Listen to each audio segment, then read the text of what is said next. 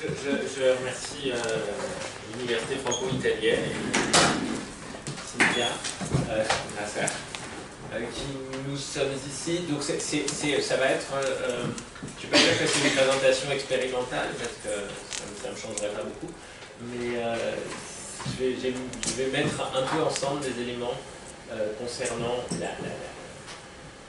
les problèmes épistémologiques posés par la science des systèmes complexes, qui sont des éléments sur lesquels j'ai un peu travaillé dans des contextes finalement assez divers.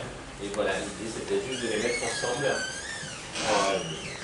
Donc c'est pour ça que le titre était vague à souhait. C'est vraiment le titre du gars qui ne sait pas du tout ce dont il va parler, mais qui a quand même vu le sujet de complexité, émergence et déterminisme, clarification conceptuelle. Donc il y aura des points d'épistémologie sur la question des explications et de ce qui est explicatif dans les systèmes complexes. Et puis ensuite, je vais parler de choses qui sont plus métaphysiques, c'est-à-dire la question du déterminisme et de l'émergence. Donc je m'excuse aussi pour le fait qu'il y a des diapos qui vont être en anglais, il y a des diapos qui vont être en français. Et moi, je vais parler en français, et si je parle trop vite, vous pouvez me dire. Donc, je vais juste dire des généralités pour commencer sur la notion de complexité, et puis je vais parler de la spécificité, de certains aspects de la spécificité des explications scientifiques dans le cadre des systèmes complexes, et puis je vous parlerai de déterminisme, de prédiction et d'émergence. Pour ce qui est de la complexité,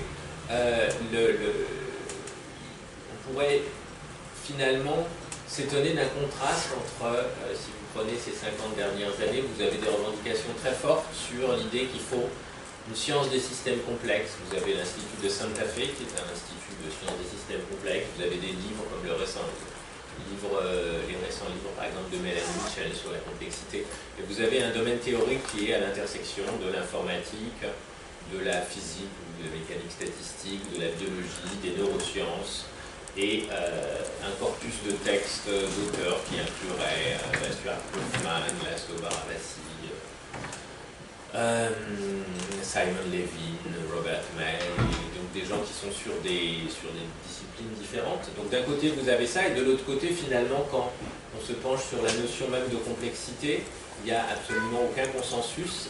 Il y a eu des efforts de théoriser ce que complexité veut dire, mais il n'y a pas d'accord sur la notion de complexité. Il y a des définitions formelles, c'est la complexité d'une séquence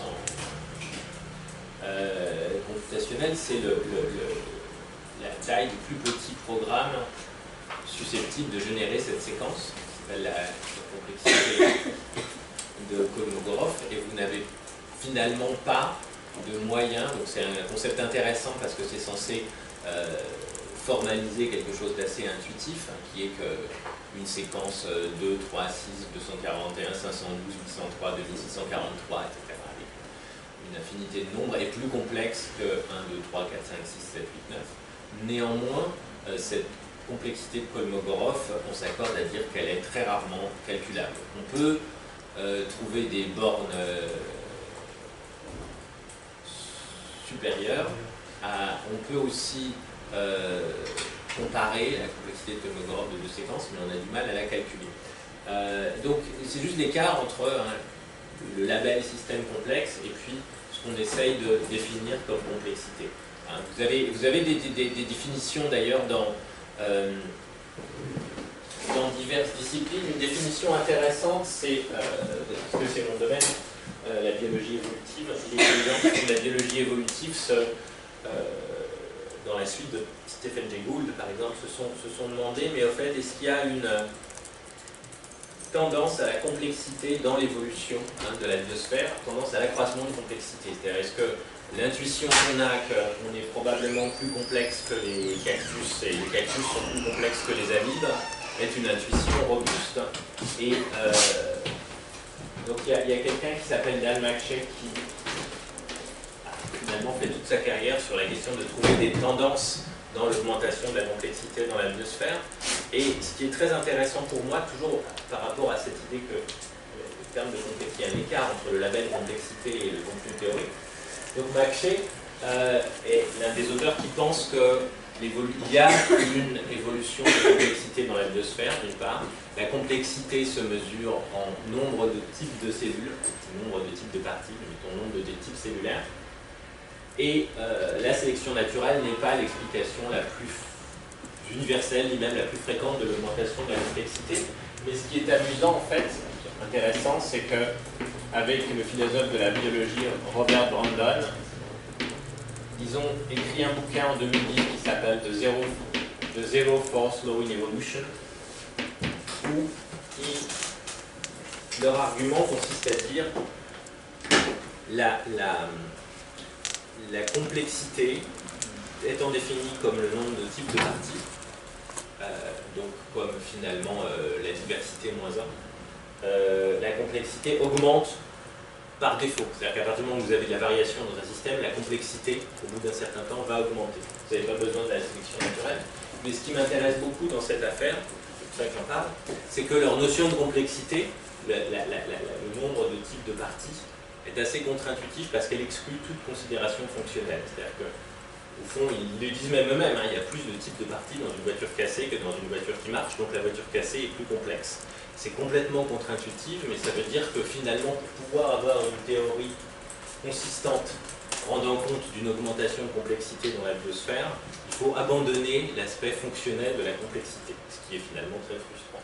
Et donc ce projet indique le fait qu'il y a un écart entre nos intuitions fonctionnelles concernant la complexité et un concept non fonctionnel, purement structurel de complexité, qui peut se prêter à une théorisation. Voilà. Donc c'était juste pour souligner la question, encore une fois, cet écart entre nos attentes théoriques sur le mot complexité, le fait qu'il est sur le devant de la scène, et depuis 50 ans, et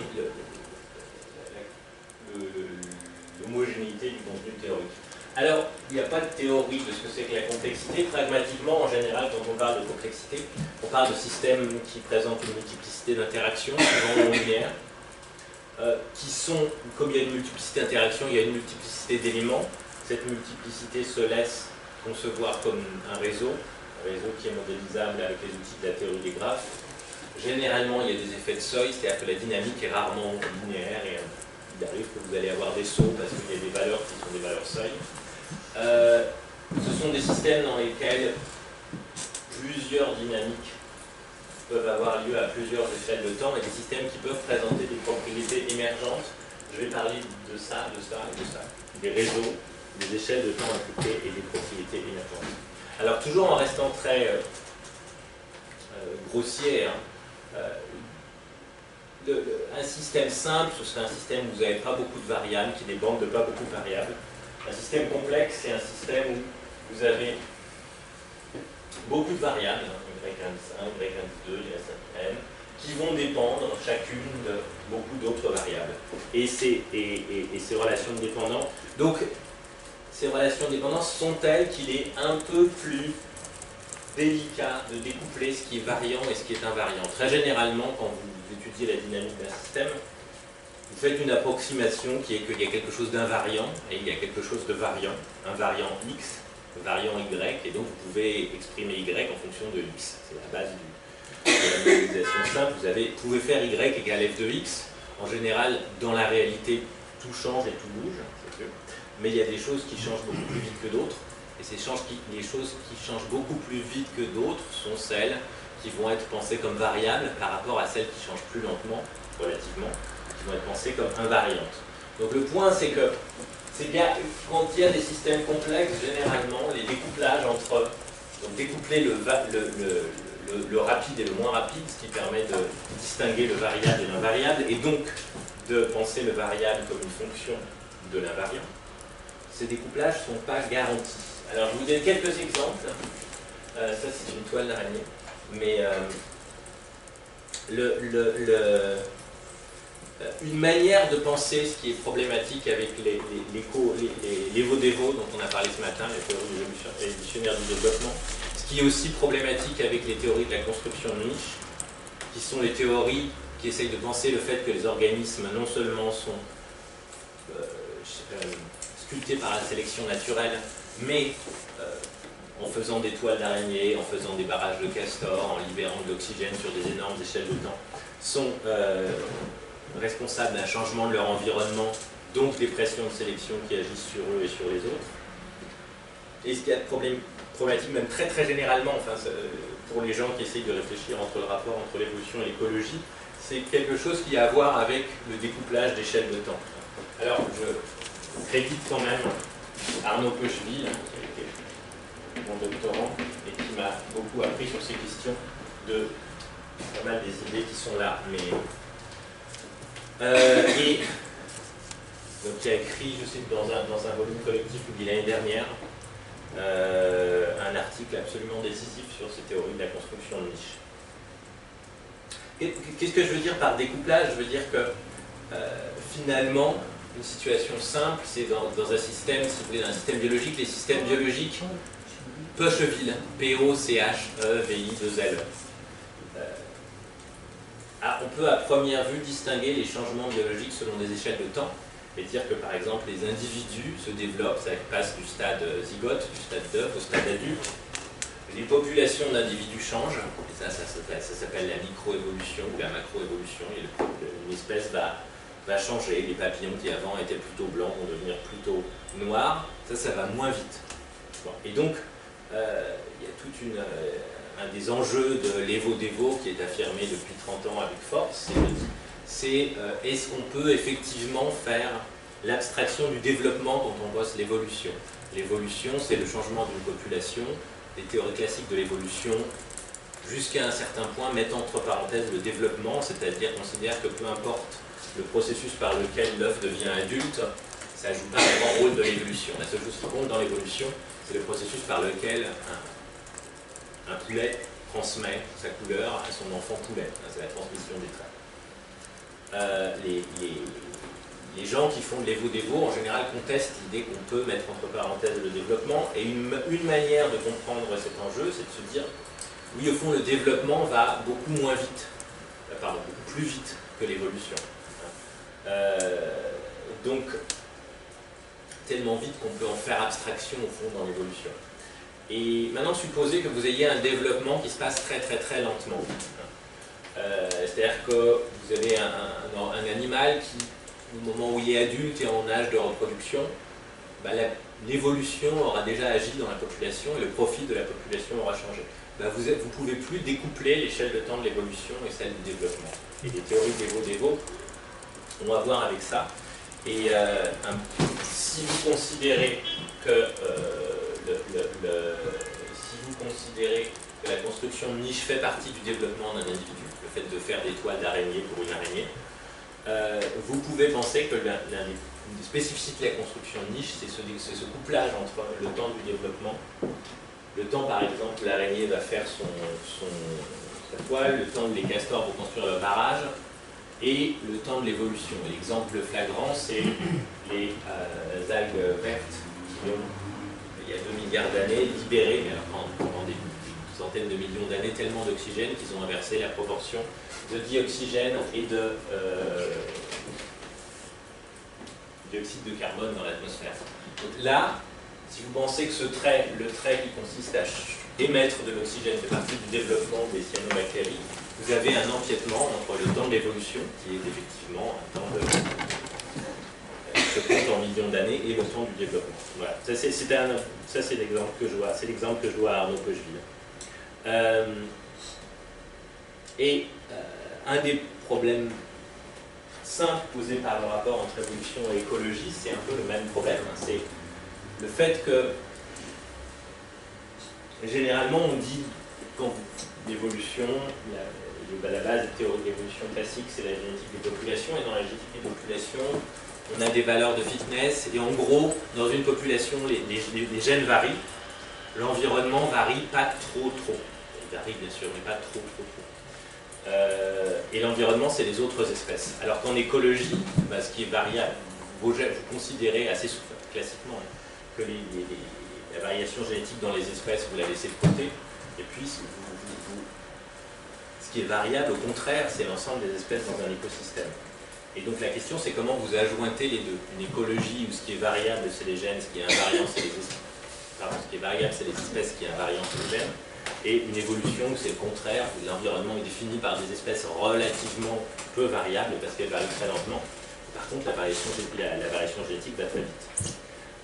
Si vous pensez que les deux vont aux mêmes échelles de temps, ça complique redoutablement les modèles. Voilà, c'est ça dont je voulais parler quand je parlais d'intrication d'échelles de temps dans les systèmes complexes. Typiquement, un système complexe, c'est un écosystème dans lequel chacune des espèces est une population en évolution et qui à la fois évolue, parce que la composition des espèces de l'écosystème évolue, et qui à la fois impacte l'évolution de chacune des espèces, chacune des populations d'espèces, puisque l'évolution d'une population d'espèces dépend des espèces avec lesquelles cette espèce interagit. Alors, le second point que je voulais développer un petit peu, c'est le fait que ces systèmes complexes assez souvent se modélisent comme des réseaux.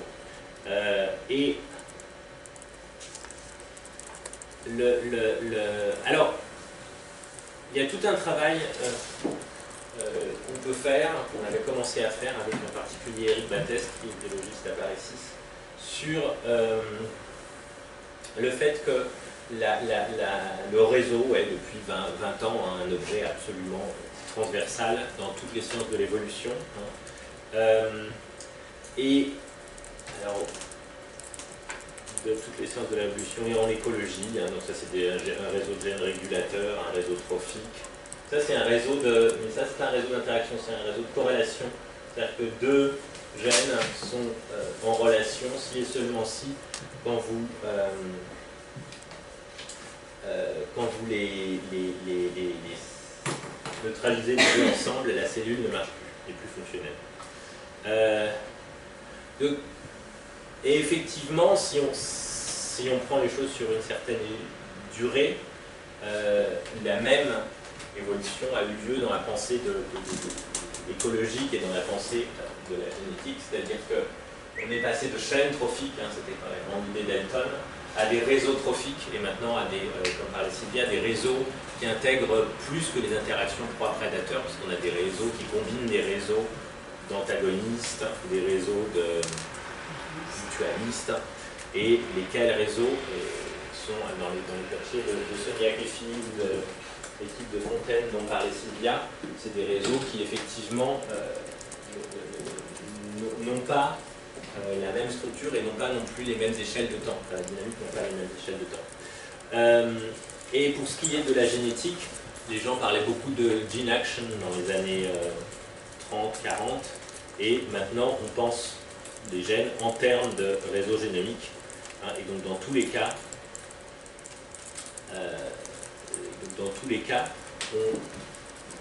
on passe de modèles qui sont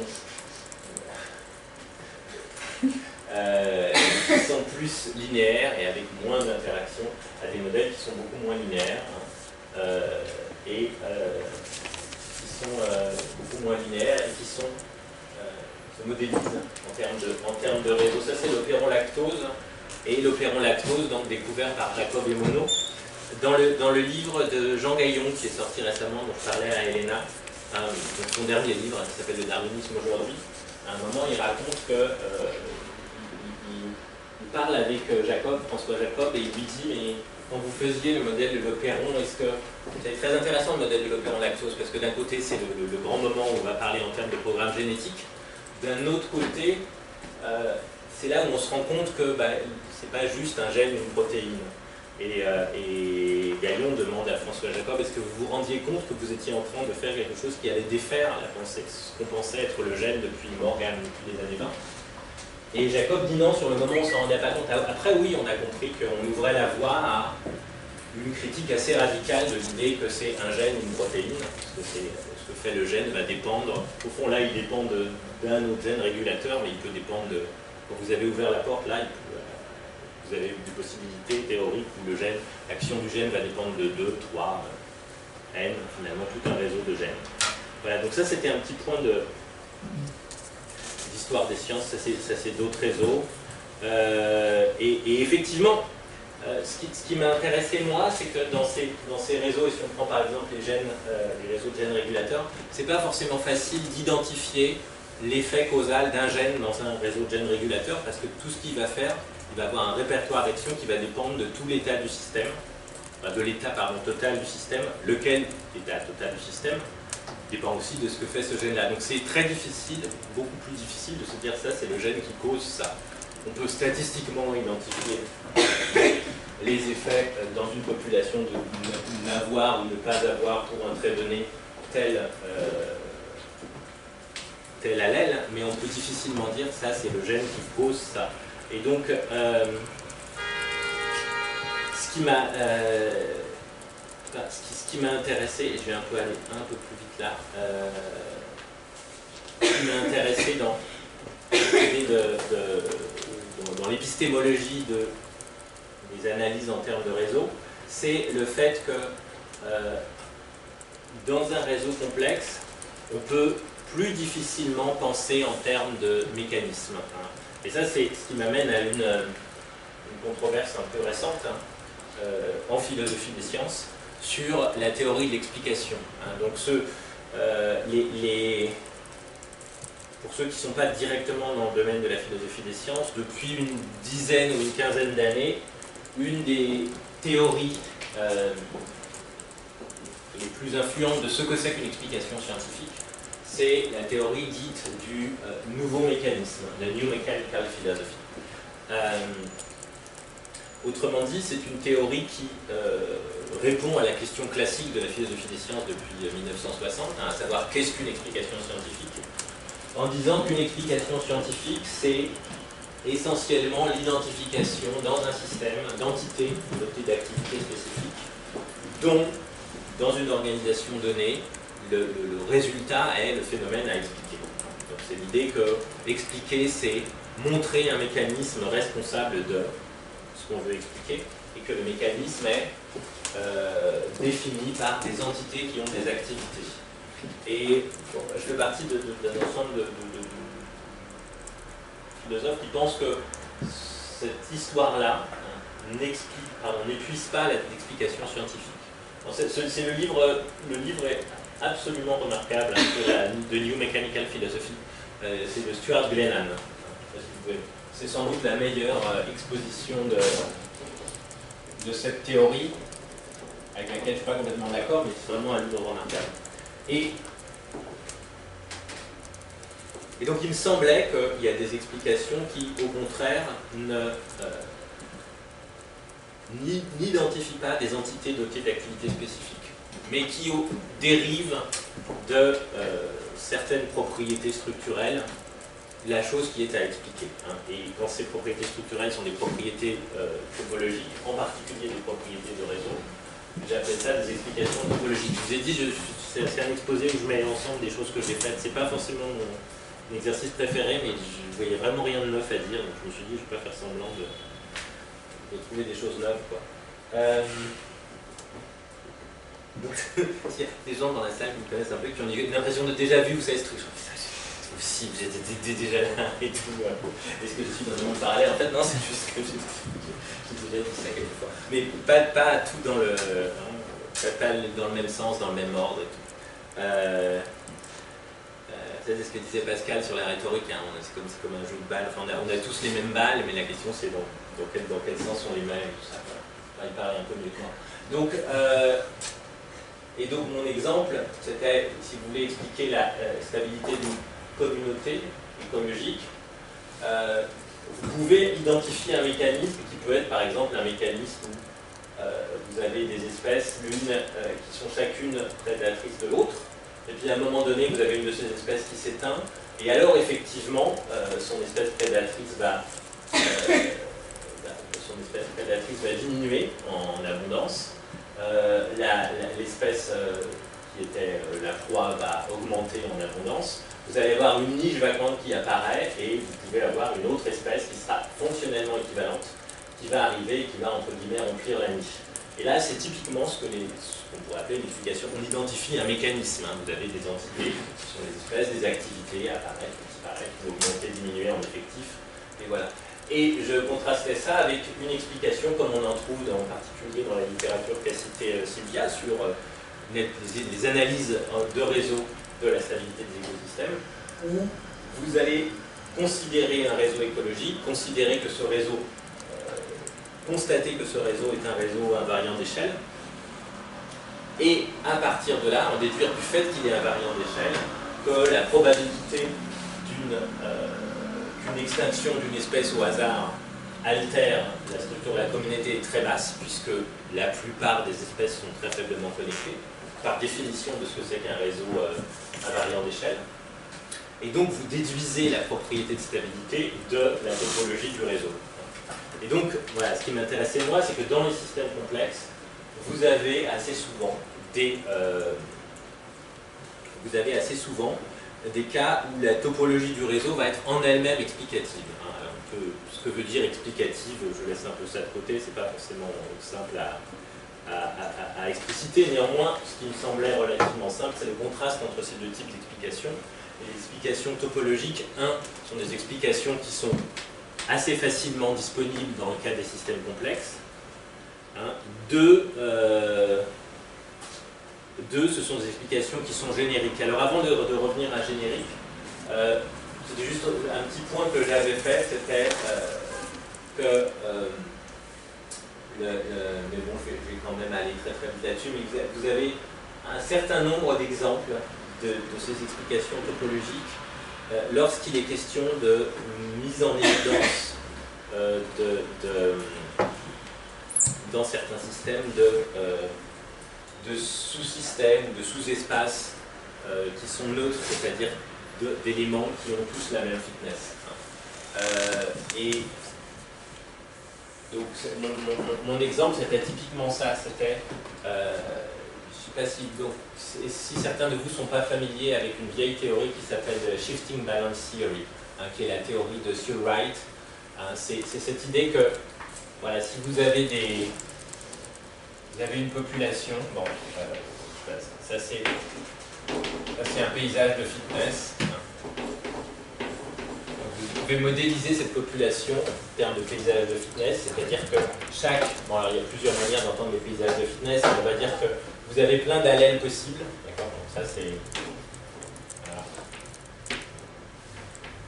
Vous avez plein d'allèles possibles et chaque combinaison d'allèles va avoir une certaine fitness, et donc toutes les combinaisons d'allèles vont définir une sorte de paysage. Et le problème que se posait Sir Wright, c'est un problème très simple qui est que la sélection naturelle, par définition, va être un processus qui va augmenter la fitness. Et donc si par exemple votre population c'est un nuage de points qui est là, par sélection naturelle, elle va aller là, c'est-à-dire elle va aller sur le pic de fitness, le point qui est à la fitness la plus élevée. Seulement, si votre population elle est là, par sélection naturelle, votre population elle va aller sur ce pic-là, c'est-à-dire sur un optimum local. C'est le problème très très général de l'idée que la sélection naturelle va trouver des optimums locaux, pas des optimums globaux. Et Sir Wright avait une théorie assez complexe qui s'appelait le Shifting Balance Theory, qui consistait à dire, en gros, comment l'évolution adaptive, c'est-à-dire l'évolution vers des pics de fitness les plus élevés, est-elle possible, puisque la sélection naturelle semble piéger les espèces, les populations, sur des pics de fitness qui sont sous-optimaux, locaux. Et donc, Wright dit, dans certains cas, il peut y avoir un épisode de dérive génétique ici qui va faire baisser la fitness et qui va faire que la population va se trouver dans métaphoriquement, une vallée de fitness, et ensuite la sélection naturelle va pouvoir la faire remonter. Et donc c'est typiquement un mécanisme qui a été inventé dans les années 30 par Sir Wright pour rendre compte du fait qu'il y a de l'évolution adaptive malgré ce problème des optima locaux de fitness, qui correspondent très précisément à des phénomènes d'épistasie génétiquement.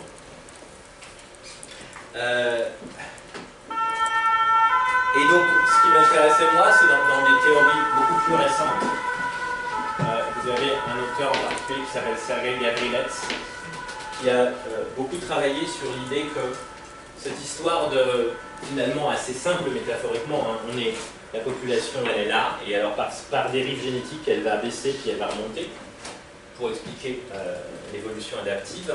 Cette histoire qui est très simple métaphoriquement, mais qui est très disputée parce qu'il n'y a pas d'exemple non controversé, ou très peu, de réalisation de ce mécanisme. Il y a même des auteurs qui disent que mathématiquement c'est pas possible, les clauses sont trop fortes.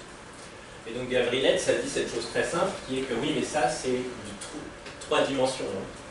Mais les vrais paysages de fitness, il peut y avoir 250 allèles, c'est hyperdimensionnel, on ne peut pas raisonner en termes de 3 dimensions. Et quand on raisonne en termes de beaucoup de dimensions, on se rend compte qu'il peut y avoir dans des espaces hyperdimensionnels des sous-espaces qui sont neutres en fitness, c'est-à-dire que dans tout l'espace, tous les points ont la même fitness, mais qui, entre guillemets, font, vous êtes dans cet espace-là, à cette fitness-là, et puis, donc ça c'est pas du tout en 2 dimensions, mais ça va faire comme des tunnels de fitness, voilà.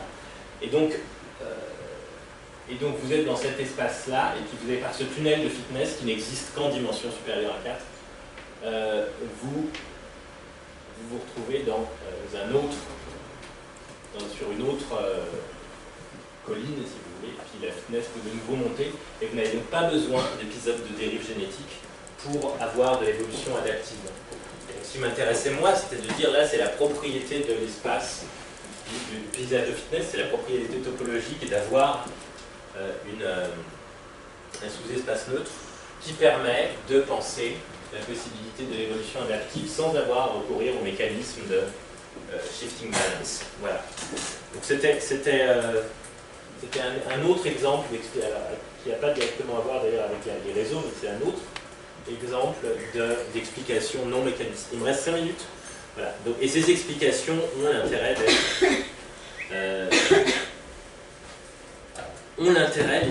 dans la mesure où ces explications qui ne prennent pas en compte les mécanismes causaux, d'être très génériques. Donc ça c'est un papier que j'aime bien, qui s'appelle Ecology for Bonkers. Donc May et Levin, c'est des écologues qui ont fait quand même un gros travail sur l'écologie des systèmes complexes. Hein. Sylvia citait le bouquin de May sur la stabilité tout à l'heure.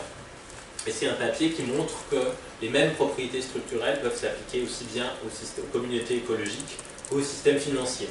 Hein, vous allez avoir une espèce de... les top prédateurs, ça va être des banques, vous allez avoir des choses à des niveaux trophiques inférieurs qui vont être les hedge funds, vous avez et donc voilà, moi je ne connais rien, alors je ne sais plus exactement comment ça marche, mais l'idée c'est que c'est structurellement la même chose, et c'est les mêmes explications. Alors, j'avais un dernier point qui m'intéressait ici, c'était dans les systèmes complexes, c'était l'idée que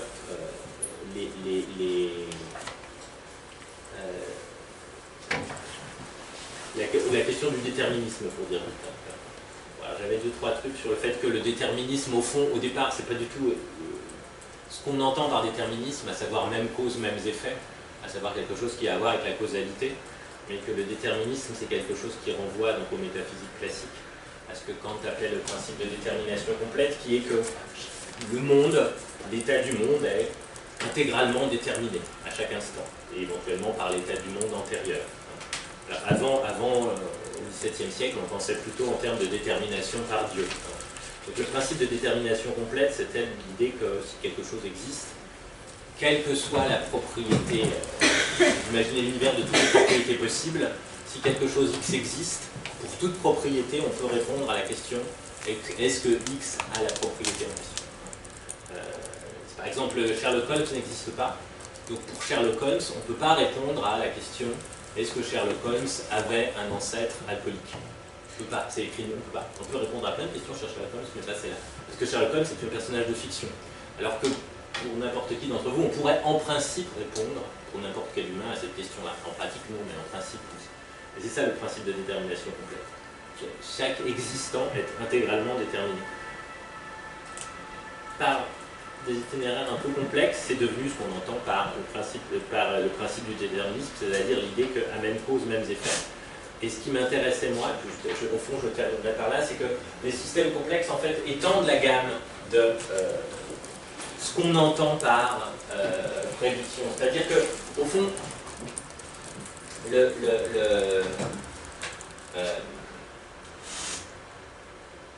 déterminisme généralement est confondu avec la prédictibilité. On suppose qu'un système déterministe, c'est un système où on peut prévoir l'état suivant l'état final, hein, et on sait bien que non, c'est-à-dire qu'on sait bien que vous avez ce qu'on a appelé le chaos déterminisme, c'était l'élaboration de l'idée selon laquelle vous avez des systèmes qui sont complètement déterminés, complètement déterministes. Chaque état est tel que l'état du monde lui succède de manière univoque.